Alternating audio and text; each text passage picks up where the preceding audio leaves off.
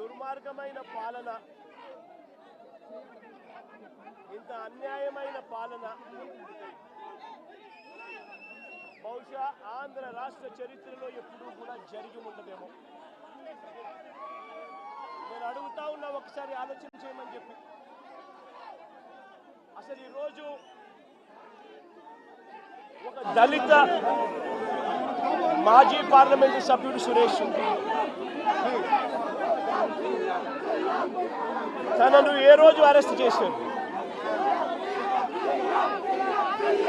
ఇదే మనిషి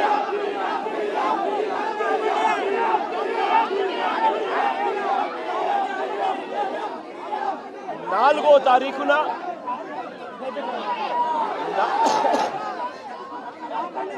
4వ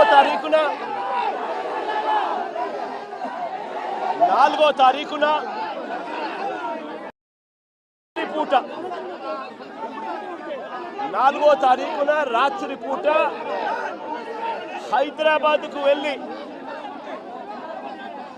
సురేష్ను ఒక దళితుడిని, సురేష్ను ఒక ఎక్స్ ఎంపీని అరెస్ట్ చేశారు.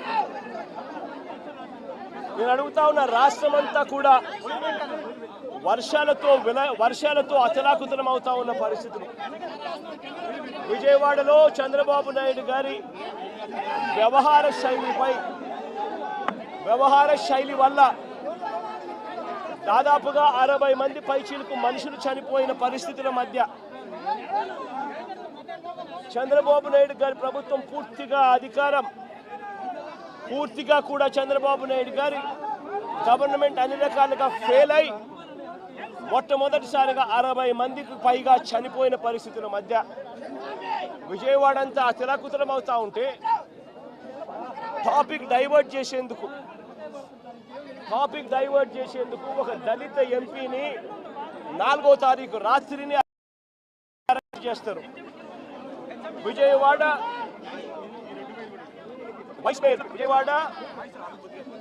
డిప్యూటీ మేయర్ను అరెస్ట్ చేస్తారు. కేవలం డిప్యూటీ మేయర్ భర్తను అరెస్ట్ చేస్తారు. అది 4వ తారీఖు రాత్రి.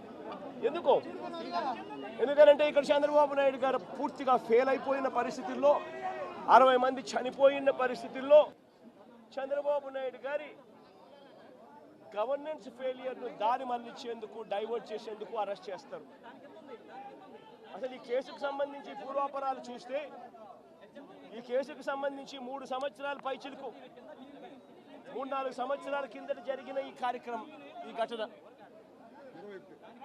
2021 అంటే దాదాపుగా 4-5 సంవత్సరాల కిందట జరిగిన ఘటన.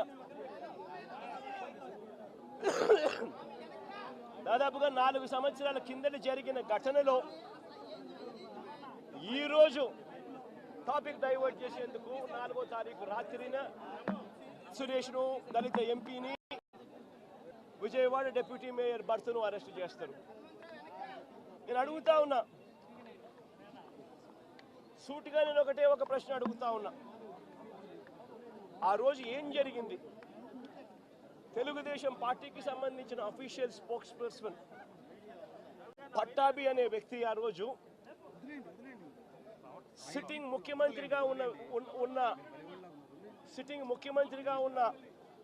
అప్పట్లో సిట్టింగ్ ముఖ్యమంత్రిగా ఉన్న వ్యక్తిని బోసుడీకే అని తిట్టాడు. బోసుడీకే అంటే ఏమిటో తెలుసా? తెలుగుదేశం పార్టీ కార్యాలయంలో తెలుగుదేశం పార్టీ అధికార ప్రతినిధి ముఖ్యమంత్రిని ఆ రోజు అన్న మాట లంజా కొడక అని.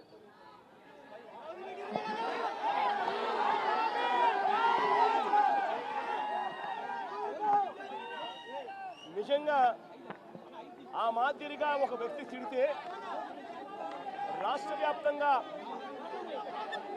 ఆ ముఖ్యమంత్రిని ప్రేమించే వాళ్ళు, వైఎస్ఆర్ కాంగ్రెస్ పార్టీని అభిమానించే వాళ్ళు, రాష్ట్ర వ్యాప్తంగా ఉన్న వాళ్ళందరికీ కూడా కడుపు మండదా?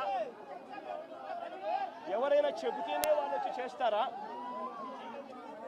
కడుపు మండిన వాళ్ళు, ఈ అన్యాయాన్ని చూడాలనుకునే వాళ్ళు, చూడకూడదు అని అనుకునే వాళ్ళు కొంతమంది తెలుగుదేశం పార్టీ ఆఫీస్ దగ్గరికి వెళ్ళి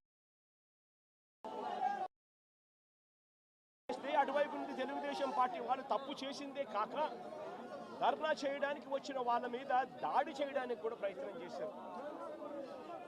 ఆ దాడి జరిగిన పరిస్థితుల్లో, ఆ తోపులాటలో, ఆ తొక్కిసలాటలో తెలుగుదేశం పార్టీ ఆఫీసు మీద కొద్దో గొప్ప రాళ్ళు పడిండొచ్చు. నేను అడుగుతా ఉన్నా, ఆ జరిగిన ఘటనను ముఖ్యమంత్రిగా నన్ను అన్నా కూడా నేను చంద్రబాబు నాయుడు గారి మీద కక్ష సాధింపు చర్యతో వ్యవహరించాల.